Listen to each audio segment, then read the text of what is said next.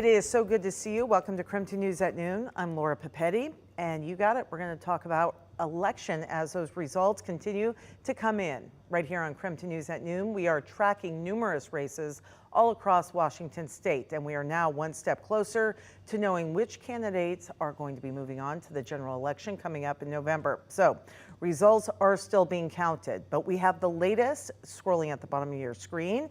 And also, we're going to take a look at some of those right now. So let's get those up and scrolling. In the meantime, there are 28 people running, looking to replace Governor Jay Inslee after he announced last year that he will not be seeking re-election. Bob Ferguson is in the lead right now. Dave Reichert has the second most with 28% of the vote. It should be noted that Semibird, who was endorsed by the Washington GOP, only has 9% of the vote at this time.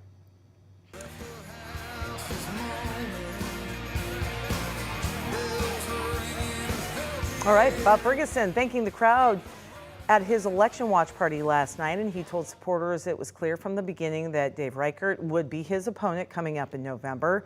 Ferguson says he is now working to reach those undecided voters.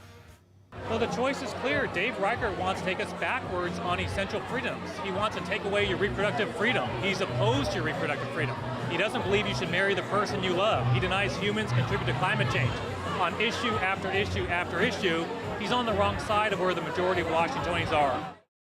Right, Dave Reichert said last night marked the beginning of change in Washington state. Republicans who came to support him last night feel they can win coming up in November, something no Republican has done since 1980.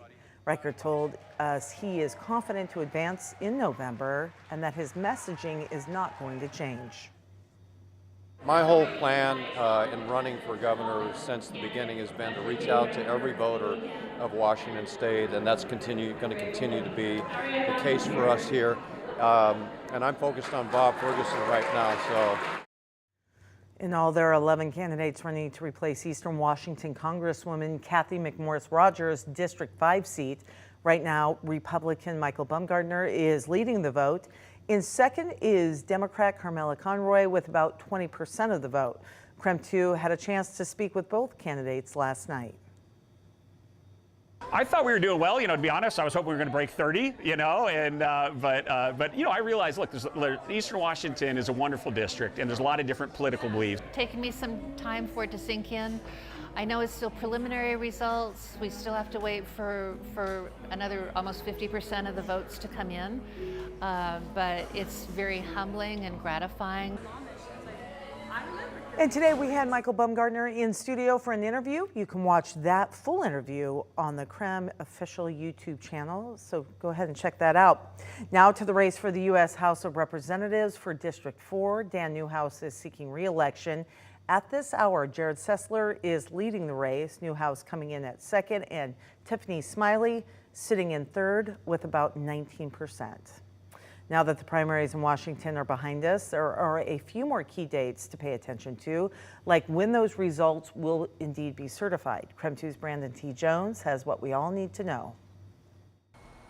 Yeah, well, you can hear and see some of all the hard work taking place here at the elections office, and that hard work will continue over the next several days, making sure every single vote is counted to get the election certified by August 20th. But after that August 20th date, there won't be much rest because there's still several dates to know in terms of the election, and those days are quickly approaching as well. So I just want to go ahead and read off some of those dates that you need to know ahead of the general election in November.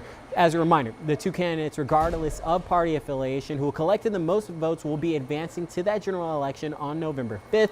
On October 18th, ballots will be mailed out and accessible voting units are available at voting centers. That date also kicks off the 18-day voting period. The next date to know is October 28th. Online and mail registrations must be received 8 days before Election Day. You can, however, still register to vote in person on Election Day, but it must be during business hours and any time before 8 p.m. Again, that also must be in person. Finally, November 5th, the general election, that's the day you have to deposit your ballot in an official drop box by 8 p.m. So, of course, we're going to continue to keep you updated throughout this election season. You can find all the latest updates across all KREM 2 platforms. But for now, reporting here at the elections office, Brandon T. Jones, KREM 2 News. All right, it is 5 minutes past noon right now. We're going to check in on weather. It is looking much calmer out there than it has the last few weeks. Hopefully we can stay under the 100-degree mark, because right now, Thomas, KREM 2 here at the station, we're getting ready to have a picnic outside. It's so beautiful. That's right. Actually, that is why I'm inside, because there are a whole bunch of picnic tables set up right in front of our outdoor weather center camera. Glad to share the wealth in terms of our weather center usage and for a picnic, because hey, it's a perfect day for it, and no surprise showers or storms today. I was definitely very hesitant, a little spooked after yesterday's rainfall activity. Yeah, nothing of the sort for today. Just a little bit hazy if you're glaring off way off towards the horizon. Otherwise, looks just picture perfect at the moment. We're at 83 degrees, which is plenty warm, but it's not like scorching hot outside. There's only a handful of locations that have even gotten to the 90-degree mark as of the noon hour, that being Moses Lake and Othello currently. Otherwise, upper 70s to mid 80s for most of the inland northwest. Looks fantastic out there. And we'll be up to the upper 80s, maybe close to 90 degrees here in Spokane, which is pretty normal for August weather. And that's where it will stay for several days. And here's Doppler radar just to confirm that there is no activity for the inland northwest, unlike yesterday. So it should stay that way, because if something were to pop up, it would have done so already by the noon hour. So we're looking good to go today, but we'll show you when some small, and I mean very small, rain chances might return to the forecast later on. So we'll look at the 7-day forecast in just a few minutes.